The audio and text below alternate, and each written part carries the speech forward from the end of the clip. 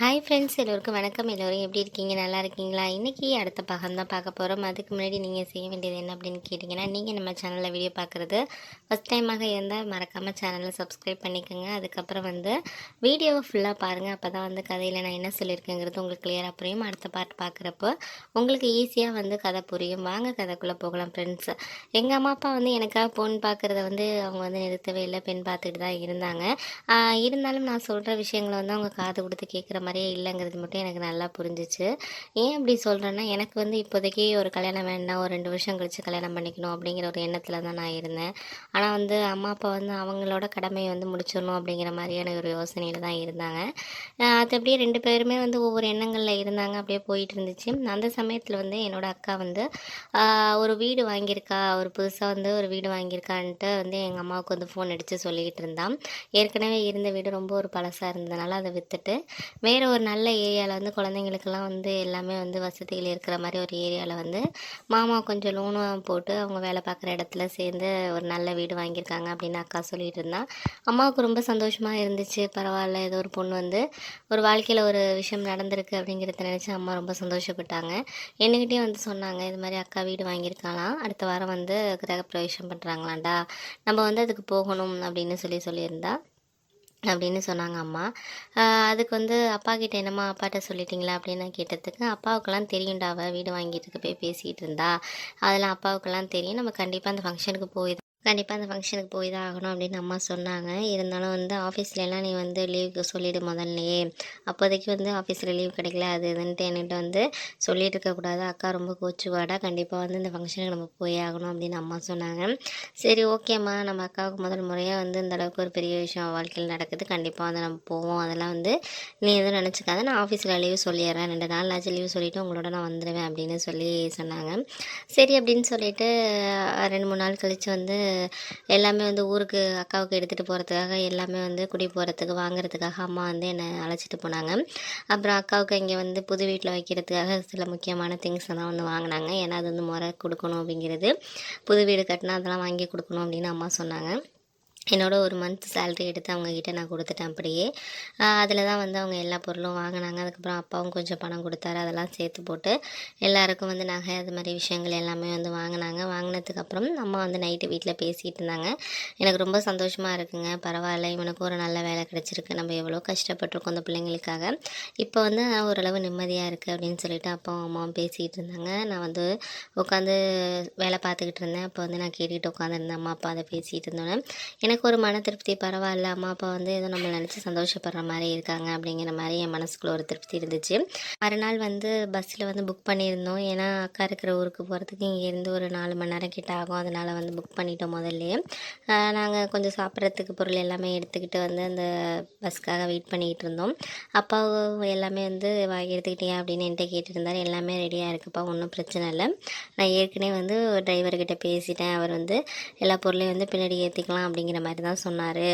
அதனால் நான் பின்னாடி எல்லாத்தையுமே எடுத்து வச்சுட்டேன், நீங்கள் போய் ஏறுங்க, நான் உங்களுக்கு வாட்டர் கேன் இதெல்லாம் சாப்பிட்றதுக்கு ஏதாச்சும் வாங்கிட்டு வரேன் அப்படின்னு சொல்லிட்டு அப்பா அம்மா உட்கார வச்சுட்டு நான் போயிட்டு வாங்குறதுக்காக போயிட்டு எல்லாமே வாங்கிட்டு உட்காந்துருந்தேன். அப்புறம் அப்பா அம்மாவிட்ட அப்படியே ட்ராவல் ஆனிச்சு. ஒரு 4 மணி நேரத்தில் எனக்கு தூக்கம் நல்லா வந்துருச்சு. நான் அப்படியே தூங்கிட்டேன். ஏன்னா ஈவினிங் டைம் கிளம்பணும். நாங்கள் ஈவினிங் டைம் கிளம்புனதுனால ரொம்ப நைட்டு ஒரு 9 மணிக்கு தான் நாங்கள் அங்கே போய் சேர்ந்தோம் அக்கா வீட்டுக்கு.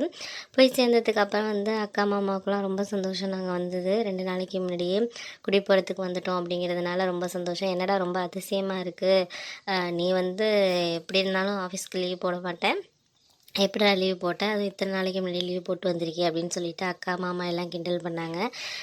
இல்லைக்கா, அம்மா தான் சொன்னாங்க, கண்டிப்பாக அந்த ஃபங்க்ஷனுக்கு நீ வந்துடு, முன்னாடி 2 நாளைக்கு முன்னாடியே, லீவ் இல்லைன்னா சொல்லக்கூடாது அப்படின்னு சொல்லிட்டேன். என்னமோ அதிசயமாக ப்ராஜெக்ட் ஒர்க்கெலாம் எதுவும் இல்லை எங்களுக்கு ஆஃபீஸில் கொஞ்சம் இப்போ லாஸ்ட்டு டைம்ங்கிறதுனால டேஸுங்கிறதுனால கொஞ்சம் கம்மியாக தான் வேலை இருந்துச்சு. அதுவும் என்னோடய ஃப்ரெண்டை பார்த்துக்க சொல்லிட்டேன், அவன் என்னோடய ஒர்க்கெல்லாம் பார்த்துக்கிறேன் அப்படின்னு சொன்னான். அதனால் ஒரு 4-5 டேஸ் இங்கே தான்க்கா இருப்பேன் அப்படின்னு சொன்னேன். அக்காவுக்கு ரொம்ப சந்தோஷம் தாங்க முடியல. பரவாயில்லடா இந்த அளவுக்கு எனக்காக நீ ரிஸ்க் எடுத்து வந்திருக்க அப்படின்னு சொல்லிட்டு அக்கா சந்தோஷமாக இருந்தாங்க.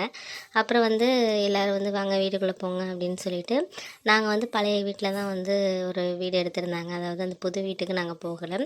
பக்கத்துலேயே வந்து அவங்க ரிலேட்டிவ் வீட்டில் வந்து தங்கியிருந்தாங்க. ஏன்னா புது வீட்டுக்கு வந்து எல்லாம் பூஜையெல்லாம் முடிச்சுட்டு போகலாம் அப்படிங்கிறதுனால அவங்களோட எங்கள் மாமாவோட ஃப்ரெண்டு வீட்டில் தான் வந்து ஒரு வீடு காலியாக இருந்துச்சு அப்படின்னு சொல்லிட்டு அங்கே தான் வந்து 1 மந்த் தான் நாங்கள் இருக்கிறோம்டா, அந்த வீட்டை விற்றதுலேருந்து இங்கே தான் இருக்கிறோம் 1 மந்த்தாக, இதுக்கு வந்து ரெண்ட்டு கொடுத்துடலான்னு சொல்லியிருக்காங்க மாமா அப்படின்னு சொன்னாங்க.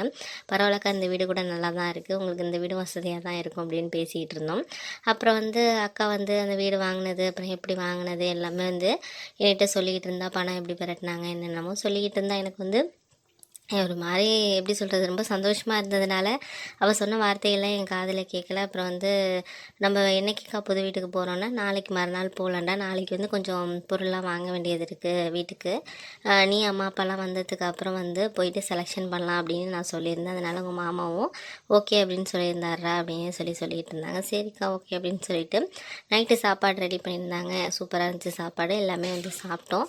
அக்கா ரொம்ப நாள் கழித்து அக்கா கையால் சாப்பிட்டோம். ரொம்ப நாள் இப்போ கல்யாணத்துக்கு முன்னாடி வந்து எங்கள் வீட்டில் சமைச்சது, அதுக்கப்புறம் வந்து அவள் வர்ற நாட்களில் வந்து நான் இருக்க மாட்டேன், அந்த மாதிரி விஷயங்கள் தான் இருக்கும். இன்றைக்கி வந்து எல்லோரும் ஒன்று உட்காந்து சாப்பிட்டது ரொம்ப சந்தோஷமாக இருந்துச்சு. எனக்கு ஒரு மனசு திருப்தியாகவும் இருந்துச்சு. அப்புறம் வந்து மாமாவும் நானும் கொஞ்சம் நேரம் பேசிகிட்டு இருந்தோம். எப்படி வேலை போயிட்டுருக்குடா அப்படின்னு கேட்டுகிட்டு இருந்தார்.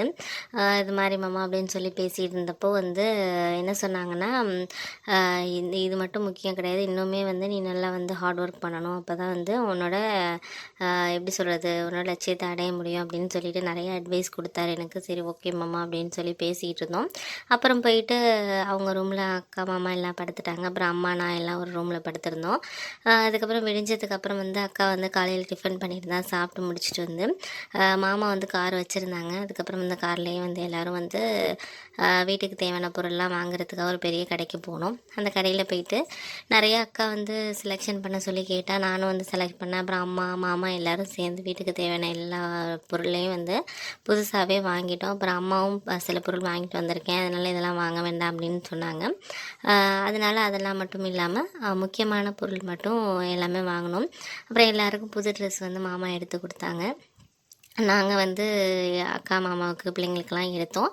அவங்களும் வந்து அது முடியாது அப்படின்னு சொல்லிட்டு அக்கா மாமா வந்து எங்கள் அம்மா அப்பாவுக்கு எனக்கு எல்லாருக்குமே வந்து புது ட்ரெஸ் தான் எடுத்து கொடுத்தாங்க. வேண்டாம் வேண்டான்னு சொல்கிறதும் கேட்காம அக்கா மாமா எல்லோரும் வந்து இப்போ நம்ம எல்லோரும் அன்றைக்கி புது ட்ரெஸ் போடலாம் அப்படின்னு சொல்லிட்டு அவங்க வந்து எங்களுக்கு சொல்கிறத கேட்கவே இல்லை. மாமா எல்லாருக்குமே எடுத்து கொடுத்துட்டாரு.